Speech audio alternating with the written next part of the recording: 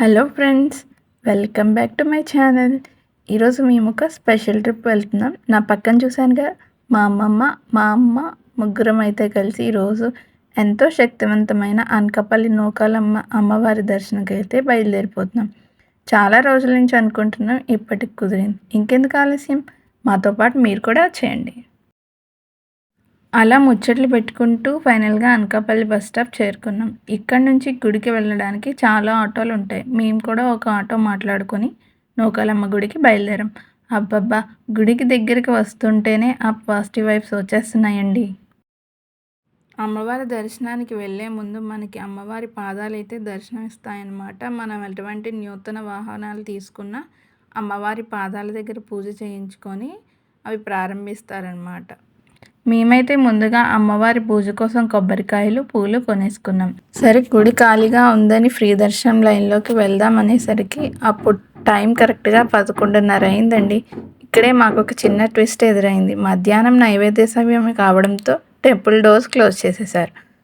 ఇంకా చేసేదేం లేక అక్కడే కొంచెంసేపు వెయిట్ చేసాం. గర్భగుడికి ప్రవేశించడానికి ముందు మనకి అమ్మవారి 9 అవతారాలు మనకి దర్శనమిస్తాయి. అమ్మవారి ద్వారం దగ్గర మనకి కాళీమాత దర్శనమిస్తారు. ఆ తర్వాత మనకి ఇలా 9 అవతారాలు మనకైతే దర్శనమిస్తాయి. నాకైతే వారాహి అమ్మవారి దర్శనం చాలా బాగా అయిందండి. పూర్వం ఈ ప్రాంతాన్ని పాలించే రాజులు కోటలో ఈమె ఇలవేల్పు. అందుకే ఈమెను మొదట్లో అనకాపల్లి కోట శక్తి అని పిలిచేవారు. కాలక్రమేణా ఆ పేరు నూకాలమ్మ అమ్మవార్లా అయ్యిందనమాట. ఈ అమ్మవారిని దర్శించుకుంటే చిన్నపిల్లలకు వచ్చే తట్టు, పొంగు వంటి చర్మ వ్యాధులు నయమవుతాయని భక్తుల నమ్మకం. అందుకే అమ్మవారికి ఎక్కువగా పసుపు సమర్పిస్తారనమాట. చూస్తున్నారుగా, క్యూ లైన్లో నించొని మేమైతే దర్శనం కోసం వెయిట్ చేస్తున్నాం అనమాట.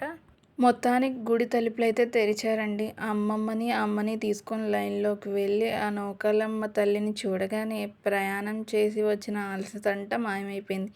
ఎంతో తేజవంతంగా, శాంత స్వరూపిణిగా అమ్మవారైతే దర్శనమిస్తున్నారు. అందరం మనసారా నమస్కారం చేసుకొని కోరికలైతే కోరుకొని బయటకైతే వచ్చేసాం.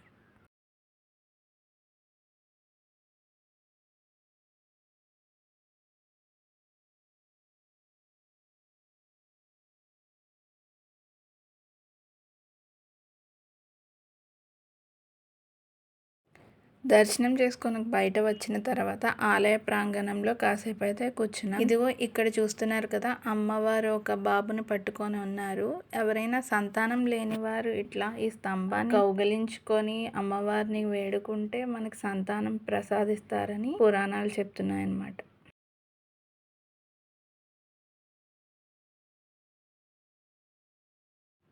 దర్శనం ముగించుకొని బయటకు వచ్చేసరికి అదృష్టవశాత్తు మాకైతే అన్నదానం భోజనం టికెట్లు దొరికాయండి.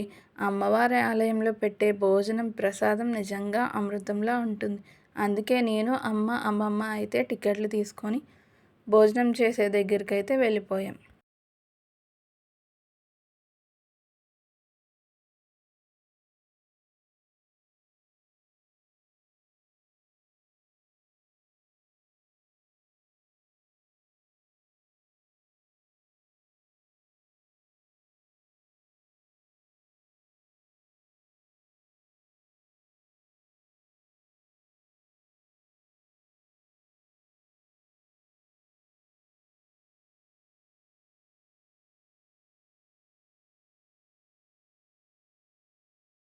మేమైతే కడుపు నిండా అమ్మవారి ప్రసాదం అయితే భోజనం చేసేసాము.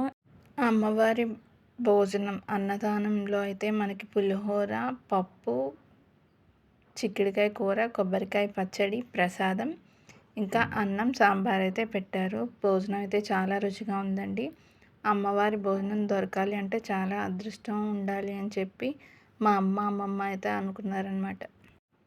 భోజనశాల చుట్టూ అమ్మవారి ప్రతిమలతో అలంకరించారండి. ఆ తర్వాత లడ్డూ ప్రసాదాల కోసం క్యూ లైన్లోకి వెళ్ళాం. అయితే అప్పటికే లడ్డూ ప్రసాదం, పులిహోర కూడా అయిపోయాయంట.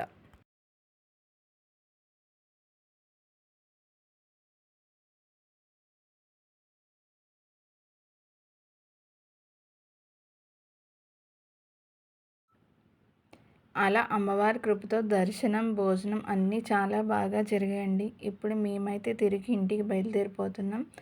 మరి ఈ చిన్ని ఫ్యామిలీ వ్లాగ్ మీకు నచ్చినట్లయితే ప్లీజ్ లైక్ చేయండి, షేర్ చేయండి, సబ్స్క్రైబ్ చేసుకోవడం మర్చిపోకండి. జై నూకాలమ్మ తల్లి. మరొక మంచి వీడియోతో మళ్ళీ కలుద్దాం. Bye friends.